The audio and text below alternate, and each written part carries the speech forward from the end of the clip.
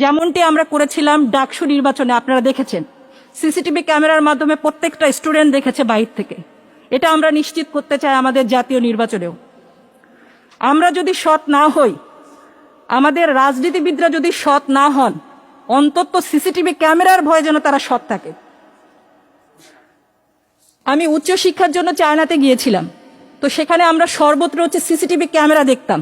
তো আমরা মজা করে বলতাম চাইনিজরা ক্যামেরার ভয়ে সৎ। তো আমরা চাই আমাদের মধ্যে যদি ক্ষমতার লোভ থেকেও থাকে, অন্তত যেন আমরা ক্যামেরার ভয়েও সৎ থাকার চেষ্টা করি।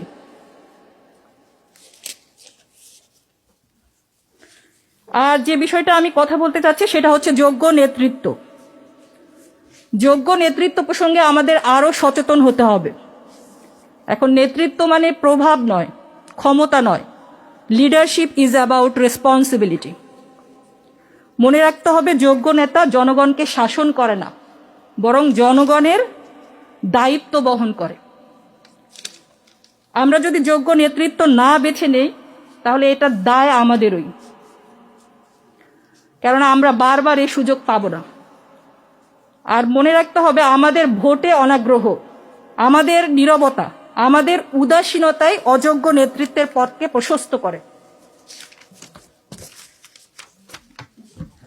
তো নতুন বাংলাদেশে আমরা কেমন নেতা চাই, এই বৈশিষ্ট্য কোরআন নিজেই নির্ধারণ করেছে। নিশ্চয়ই সর্বোত্তম ব্যক্তি সে যে শক্তিশালী ও বিশ্বস্ত। সূরা কাসাস। এখানে শক্তি মানে হচ্ছে দক্ষতা, জ্ঞান, সিদ্ধান্ত নেয়ার সক্ষমতা। বিশ্বস্ততা মানে হচ্ছে সততা, তাকওয়া, পরহেজগারিতা এবং জবাবদিহিতা। তো এই দুটা গুণ সে হবে শক্তিশালী এবং বিশ্বস্ত। যদি একত্রিত হয়, আমাদের নেতৃত্ব হবে অসাধারণ। A nation's future depends on the character of those it elects. জাতির ভবিষ্যৎ নির্ভর করছে কাদের আমরা নির্বাচিত করছি তাদের উপরেই। আর সবশেষে মিডিয়ার ভাইদের মাধ্যমে আমি একটা অনুরোধ রাখতে চাই, এটা বাংলাদেশের রাজনৈতিক দলগুলোর প্রতি, বাংলাদেশের জাতীয় নেতৃবৃন্দের প্রতি। চলুন দল মতের ঊর্ধ্বে উঠে দেশকে ভালোবাসি, সবার আগে বাংলাদেশকে রাখি, বাংলাদেশের স্বাধীনতা সার্বভৌমত্বে এক থাকি। ফেসিস্ট হাসিনার মতো জঙ্গি কার্ড, ৭১ কার্ড খেলে দেশকে বিভাজিত না করি, বহির্বিশ্বে বাংলাদেশের ভাবমূর্তি নষ্ট না করি, গণতন্ত্রের যাত্রাকে ব্যাহত না করি। আর মনে রাখতে হবে আমাদের এ নির্বাচনই শেষ নির্বাচন নয়। ৫ বছর পর আবার নির্বাচন আসবে, হয়তো ৫ বছরও লাগবে না। আমাদের যে জাগ্রত জুলাই জনতা আছে, তারা যদি দেখে তাদের নির্বাচিত সরকার ঠিকমতো কাজ করছে না, আমি মনে করি এ জনতাই তাদেরকে ঘাড় ধরে ক্ষমতার মসনদ থেকে নামিয়ে দেবে। আমরা চাই যোগ্য নেতৃত্ব, কারণ অযোগ্য নেতৃত্ব জাতির সম্ভাবনাকে শৃঙ্খলিত করে, আর যোগ্য নেতৃত্ব সেই শৃঙ্খলা ভেঙে দেয়। ইতিহাস আমাদের শিখিয়েছে, the ballot is stronger than the bullet. ভোটই হচ্ছে একটি জাতির প্রকৃত শক্তি, অস্ত্র নয়।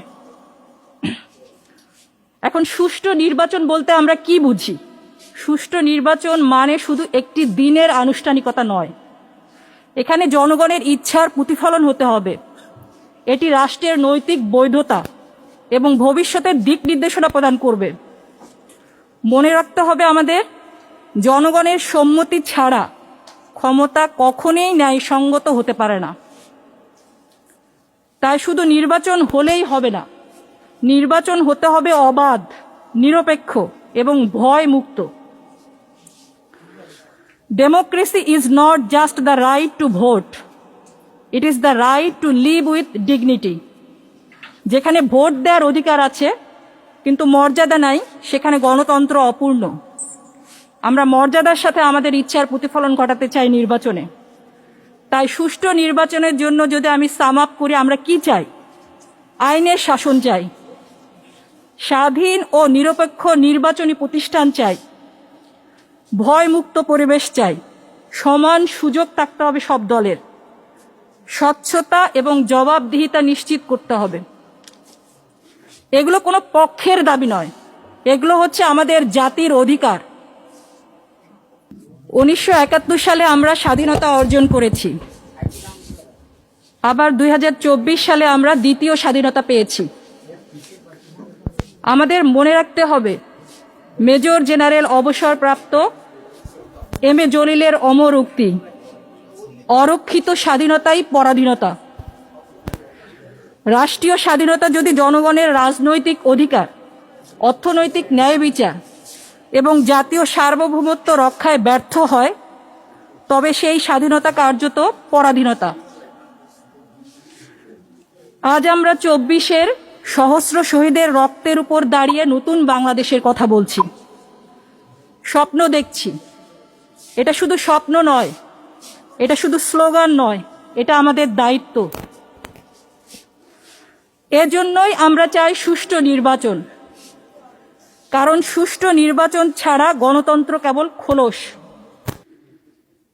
তাই চলুন সবাই একসাথে হাতে হাত রেখে শহীদ শরীফ ওসমান হাদির স্বপ্নের মতো সুন্দর নতুন বাংলাদেশ করি।